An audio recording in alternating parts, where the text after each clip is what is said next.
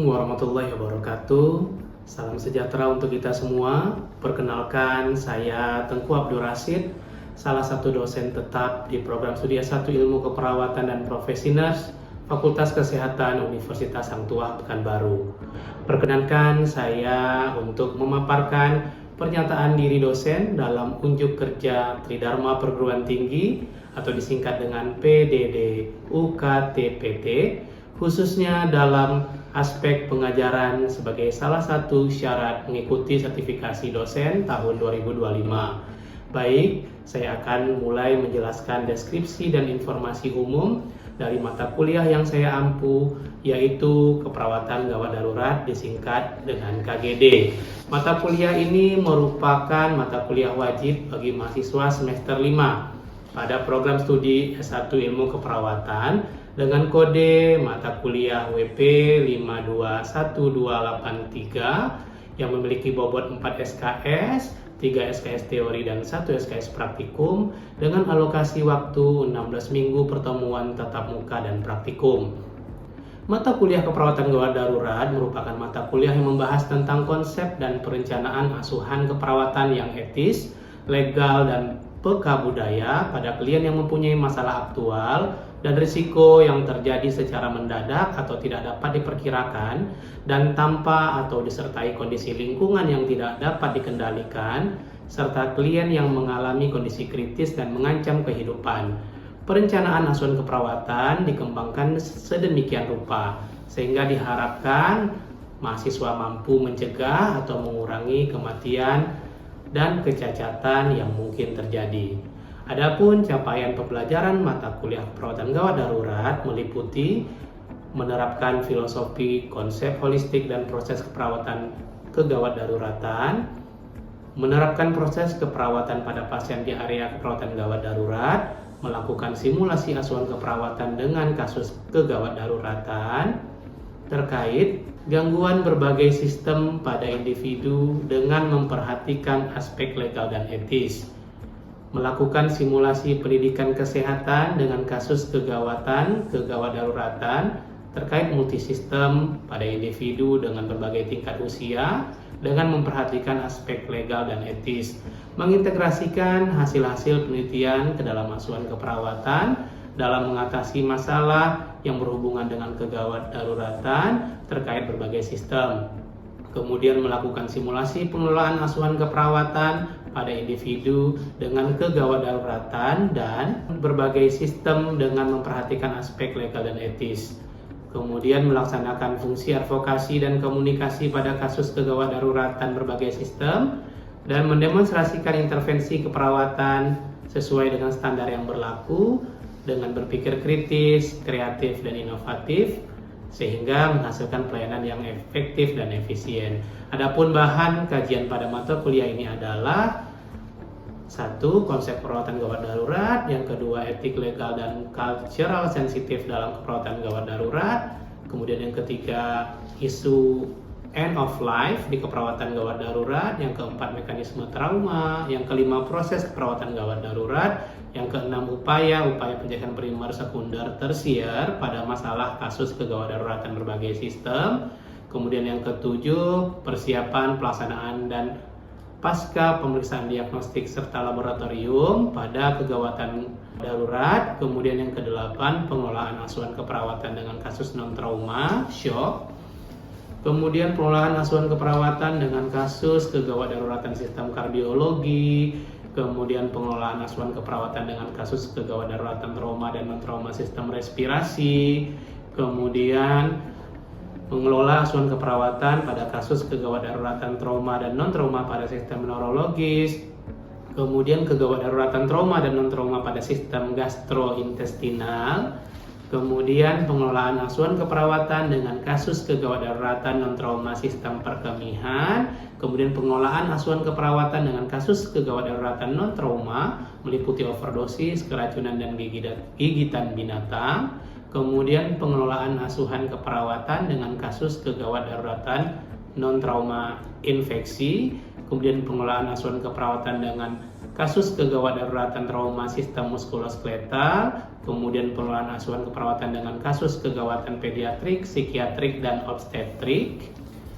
Kemudian penelitian terkini terkait pengelolaan asuhan keperawatan untuk kasus kegawat daruratan berbagai sistem, dan yang terakhir fungsi advokasi pada pasien dengan kegawat daruratan. Pengalaman belajar mahasiswa pada pembelajaran keperawatan gawat darurat adalah belajar di kelas, laboratorium, dan klinik.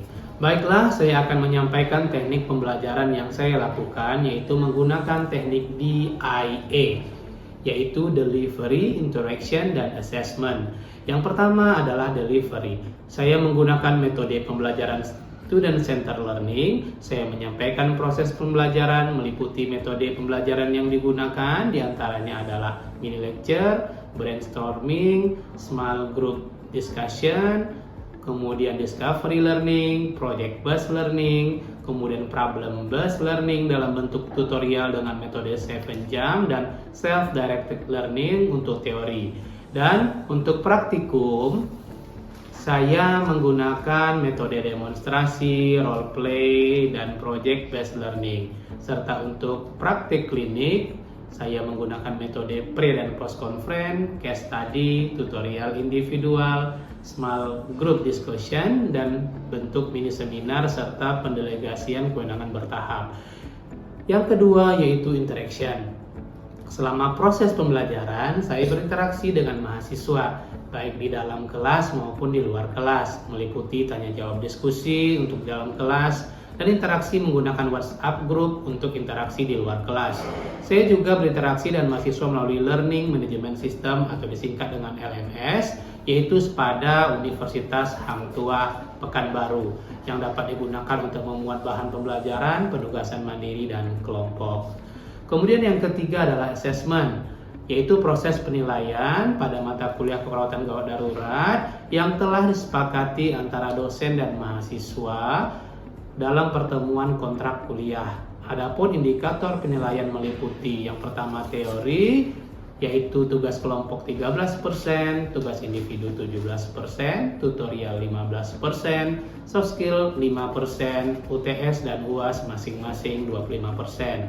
Sementara untuk praktikum, proses asesmen dilakukan melalui OSC dengan bobot 70%, kemudian tugas dalam bentuk PJBL sebanyak 30%. Sementara untuk praktik klinik, asesmen kognitif meliputi pre dan post conference dengan bobot 15%, laporan pendahuluan 15%, laporan kasus kelolaan atau portofolio 20%, logbook 10%, mini seminar 15%, sementara untuk psikomotor yaitu capaian kompetensi 10%, dan untuk afektif yaitu soft skill sebesar 15%. Dalam proses pembelajaran, pada mata kuliah ini saya menggunakan referensi dari berbagai buku terkait keperawatan gawat darurat. Selain itu juga saya menambahkan beberapa artikel penelitian yang terkait dengan keperawatan gawat darurat.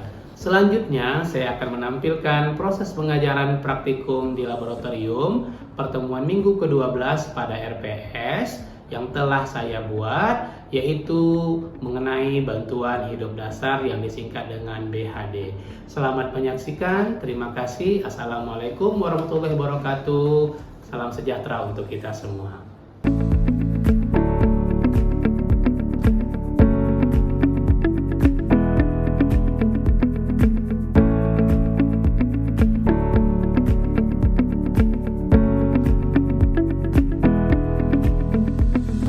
Bismillahirrahmanirrahim. Assalamualaikum warahmatullahi wabarakatuh. Waalaikumsalam warahmatullahi wabarakatuh. Selamat pagi, salam sejahtera untuk kita semuanya. Sesuai janji kita kemarin, hari ini kita masuk skill laboratorium mengenai bantuan hidup dasar, ya. Saya rasa mahasiswa sudah membaca modul praktikum yang sudah diberikan sebelumnya, ya. Jadi nanti saya ingin mengevaluasi juga apakah memang mahasiswa sudah membaca mengenai materi BHD yang ada di modul praktikum. Oke, baik. Kita kontra waktu dulu. Untuk praktikum BHD ini, bantuan hidup dasar ini kita lakukan selama 170 menit, ya. 120 menit kita tatap muka di laboratorium dan 50 menit nanti Anda melanjutkan dengan praktik mandiri. Kemudian di 120 menit pertama ya atau tatap muka saya akan menjelaskan apa itu BHD secara singkat ya kan melalui diskusi. Kemudian saya akan mempraktekkan bagaimana cara melakukan BHD sesuai dengan rekomendasi American Heart Association 2020. Kemudian saya minta nanti mahasiswa 2 orang ya untuk melakukan BHD ya, satu di bagian kompresi dan yang satu lagi di bagian ventilasi. Kemudian nanti saya minta 1 orang untuk mempraktekkan bagaimana cara posisi mantap atau recovery posisi. Oke, bisa kita mulai? Bisa. Oke, saya ingin bertanya dulu apa definisi dari BHD? Ya, silakan sebutkan namanya. Baik Pak, permisi ya Pak.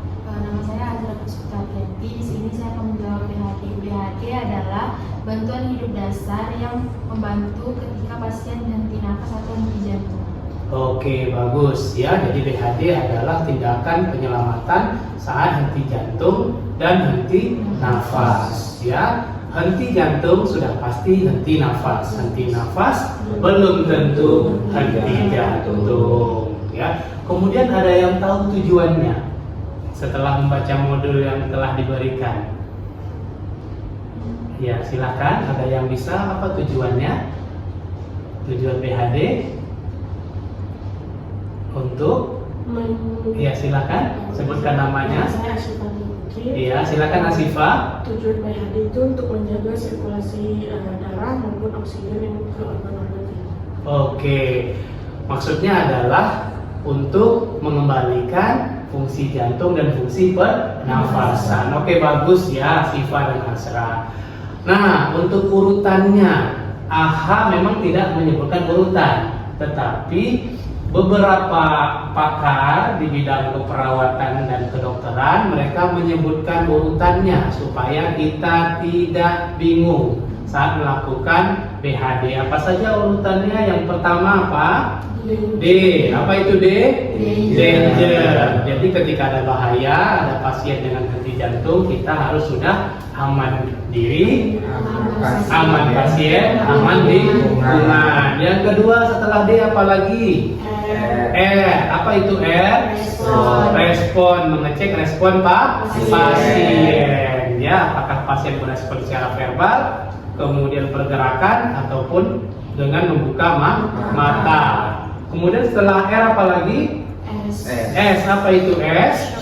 Short for help, meminta tolong ya. Minta tolong ada 2 versi, ada yang henti jantung dalam rumah sakit, ada yang luar rumah sakit. Kalau dalam rumah sakit menggunakan teknik code blue, sementara untuk luar rumah sakit menggunakan cara meminta tolong. Kemudian apa lagi urutannya?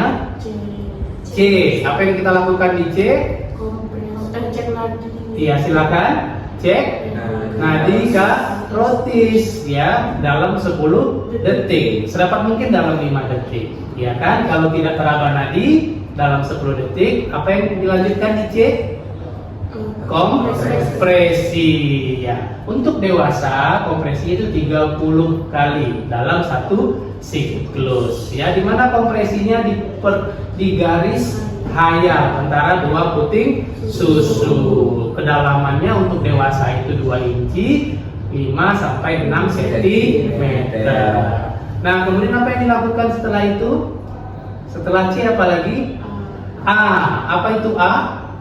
RW, berarti membuka jalan nafas. Dengan teknik apa?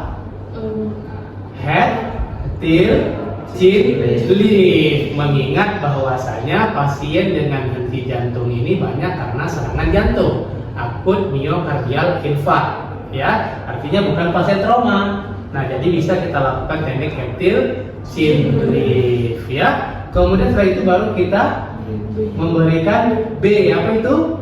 Breathing ya. Breathing bisa menggunakan dari mulut ke mulut kalau kita orangnya kenal ya, ya kan? Atau dari mulut kita menggunakan masker atau pocket mask, dan kalau di rumah sakit kita bisa menggunakan ambu bag ataupun BVM, ya kan, bag mask yang kita hubungkan dengan oksigen. Oke, berarti bagus semua ya. Mahasiswa sudah tahu sequence dan urutan dari BHD. Untuk berikutnya saya akan mencontohkan bagaimana melakukan BHD dengan sequence DRS CAB. Oke, saya akan memperagakan cara BHD. Yang pertama pada sequence D, danger. Pastikan aman diri penolong, aman pasien, dan aman lingkungan. Saya menggunakan APD. Pasien berbaring dengan posisi terlentang dan permukaan keras dan datar, dan kita menjaga privasi. Ya, jangan lupa juga untuk meminta info konsen. Kemudian saya akan cek respon. Pak, Bapak buka matanya. Ternyata pasien tidak ada respon. Kemudian saya akan meminta tolong dengan cara kodlu di ruangan teratai lantai nomor 2 kamar nomor 10, mohon bantuan segera.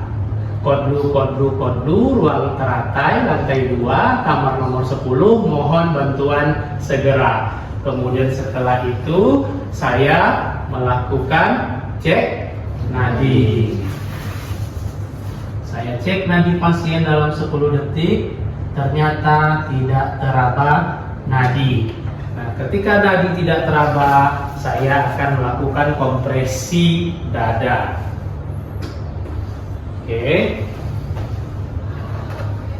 1, 2, 3, 4, 5, 6, 7, 8, 9, 10. 1, 2, 3, 4, 5, 6, 7, 8, 9, 2, 1, 2, 3, 4, 5, 6, 7, 8, 9, 3.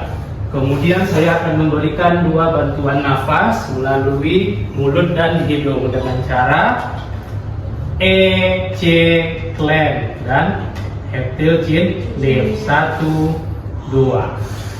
Nah, ini saya sudah melakukan 1 siklus 30 kompresi dan 2 ventilasi. Saya melakukan sebanyak 5 siklus atau setara dengan 2 menit. Setelah 2 menit saya mengecek kembali nadi karotis pasien. Ternyata nadi karotis pasien teraba, sementara dada pasien belum mengembang. Berarti saya cukup memberikan bantuan pernafasan saja selama 2 menit, ya. 10 kali bantuan nafas dalam 1 menit. Apabila diberikan dalam 2 menit, maka 20 bantuan nafas. Caranya adalah 1, 1, 2, 3, 4, 5, 6, 2, 1, 2, 3, 4, 5, 6, 3, 1, 2, 3, 4, 5, 6, hingga 20. Setelah napas ke-20 atau 2 menit, saya cek lagi nadinya, kemudian saya lihat lagi dada pasien, dia dengan condong sedikit. Nah, ternyata nadinya teraba, kemudian nafasnya sudah ada dengan pergerakan dinding dadanya, berarti pasien sudah dalam kondisi return of spontaneous condition, ya, atau circulation, ya, artinya pasien sudah tidak mengalami henti jantung dan henti nafas. Nah, di fase terakhir ini kita akan melakukan posisi mantap. Saya minta tolong 1 orang mahasiswa yang ingin melakukan posisi mantap. Ya, silakan, siapa namanya? Ferdi. Ya, silakan Ferdi. Mungkin boleh kita bantu tarik pantofnya ke sebelah kiri.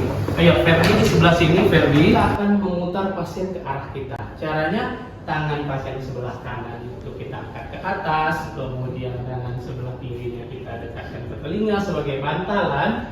Kaki yang sebelah kiri kita miringkan atau kita silangkan, kemudian pasien akan kita miringkan ke arah kita, ya kan? Nah, ini disebut dengan posisi mantap. Oke, terima kasih Ferdi, silahkan kembali duduk. Ada namanya high quality CPR, adalah CPR yang berkualitas. Apa itu CPR yang berkualitas? Yang pertama, red atau kecepatan kompresi itu 100 sampai 120 kali per menit, ya kan? Kemudian kedalamannya berapa? Kompresinya 5 sampai 6 cm atau setara 2 inci untuk pasien dewasa. Kemudian apalagi masih ingat dari membaca buku modul praktikumnya? Iya, perhatikan recoil ya, kembali dulu paru-parunya baru ditekan. Dan yang terakhir adalah hindari pemberian ventilasi berlebihan dan hindari memutuskan rantai BHD. Jangan melakukan delay. Ya, jadi selalu itu dilakukan secara runut dan berurutan. Oke, baik. Sampai di sini ada yang ingin ditanyakan sebelum mahasiswa mencontohkan? Cukup? Oke, terima kasih. Oke, sekarang saya minta 2 orang mahasiswa ya. Siapa tadi ini? Abdul untuk bagian kompresi dan Ade untuk bagian ventilasi. Ya, silakan Abdul melakukan sequence sesuai yang telah kita pelajari bersama. Silakan. Baik, yang pertama kita pastikan aman penolong dengan menggunakan FAD ini serentak.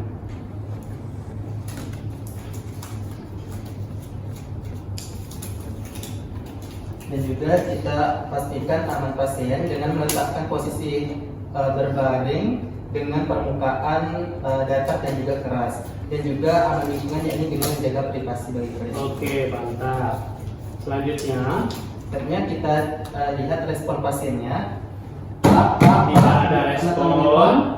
Baik, kita karena tidak ada respon kita minta bantuan. Kodlu, ruang anggrek lantai 3 kamar 10, mohon bantuannya segera. Oke, bagus. Selanjutnya Kita cek nadi pasiennya sambil kita lihat pergerakan dinding dada. oke, arteri karotisnya ya. Dalam berapa detik? 10. Dalam 10 detik harus sudah dipastikan. Ternyata arteri karotis tidak berdenyut. Baik, dikarenakan tidak berdenyut, kita akan lakukan kompresi dada. Oke, silakan buka pakaian pasien untuk meminimalkan terjadinya cedera.